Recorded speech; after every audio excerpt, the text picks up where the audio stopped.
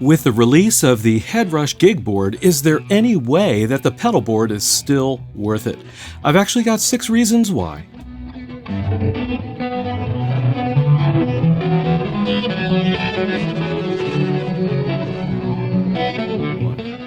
Number 1, the effects loop.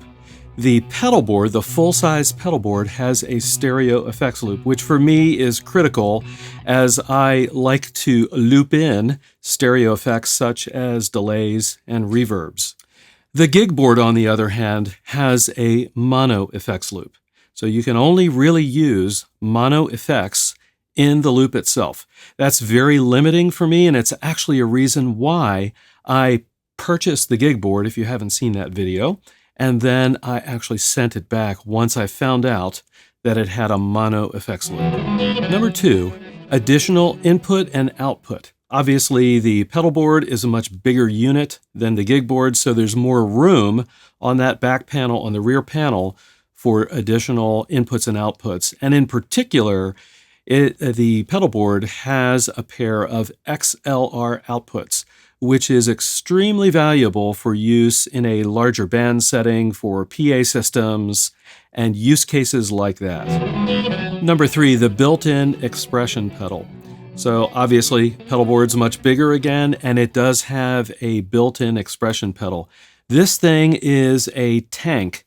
It is really beefy, really sturdy, and it's really high quality. In addition, you can assign the expression pedal to multiple sets of controls across your effects patch, across your rig.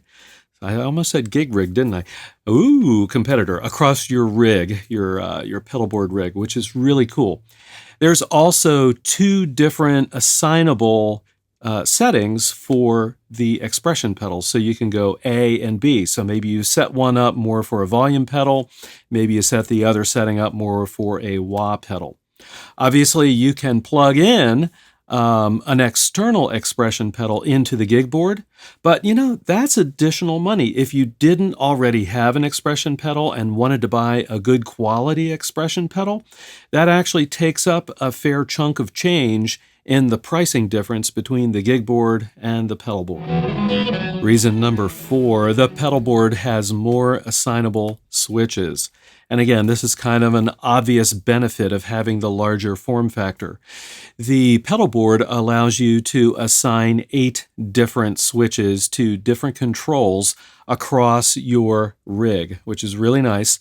The Gigboard has 4-foot switches that are assignable, which is pretty amazing for the size of pedal it is, but it's 4 compared to 8. Reason 5, the looper. Yes, the Gigboard does have a built-in looper, and actually it's pretty incredible that Headrush managed to cram in all the basic capabilities of the pedalboard's looper into the Gigboard. However, there's a physical limitation.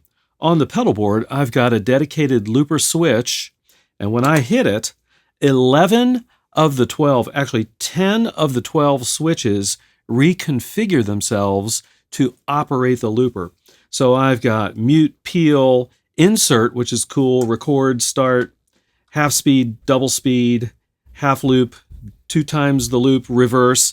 I've got all these options right at my tippy toes with these foot switches. Now, you can do really cool things with the Gigboard, don't get me wrong, but there's a little bit more to it because, again, it only has 4 switches. Reason number 6, the power supply. Yes, the power supply. So the full-size pedalboard does not have an external power supply.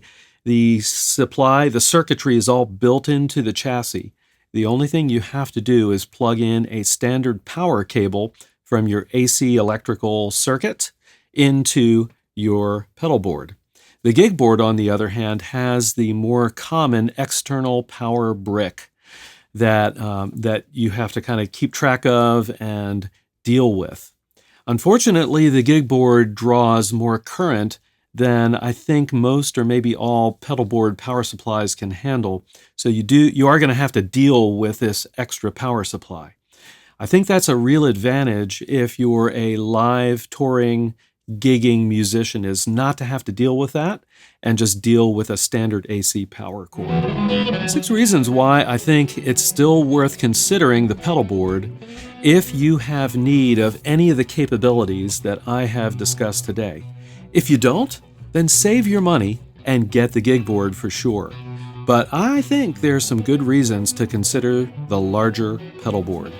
Hope you'll subscribe to the channel and hit the bell notification so you don't miss a thing. And as always, I'll see all of you on the next video.